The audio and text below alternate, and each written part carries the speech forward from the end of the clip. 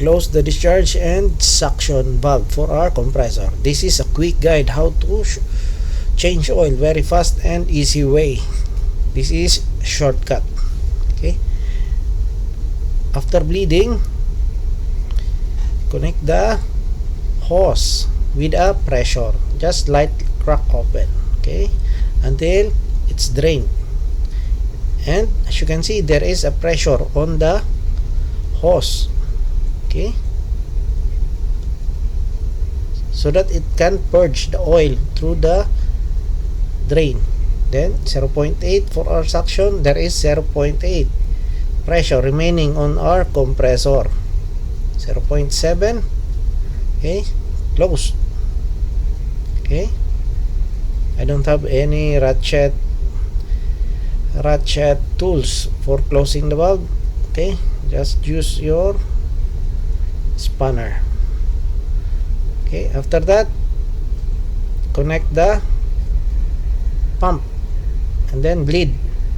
After bleeding, okay, pump and then bleed, closed, and continue pumping, manual pumping. The important is, before charging, bleed the air onto the charging hose before putting on the compressor. Okay, check, already done. See to it that there is a remaining pressure on your compressor, because if you drain all pressure, zero, example zero on your compressor, after that the air will go through your compressor.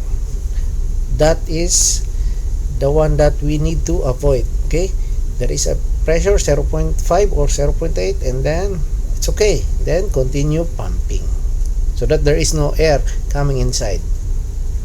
Okay, after that, continue charging, then that's it. Open, then continue pumping. Okay, to avoid air go to your compressor, you need to have a slightly pressure on your compressor. Okay, after that, okay, 3/4, then close the valve and then stop. 3/4 on the side glass. Okay, that's it. That is very fast and easy way to change oil your compressor without using a vacuum pump. Okay, I already start 18 bars discharge, 5.1 oil pressure, suction 8 bars. Okay, there is a question that why we don't use a vacuum pump to remove air from the compressor. The answer is, we don't need to use the vacuum pump. It's because we have positive pressure on our compressor, and then we bleed the hose before charging, and then we use a manual hand pump. Okay, that's it. If you learned from this video, please like, share and subscribe, and don't forget to hit the bell for more updates.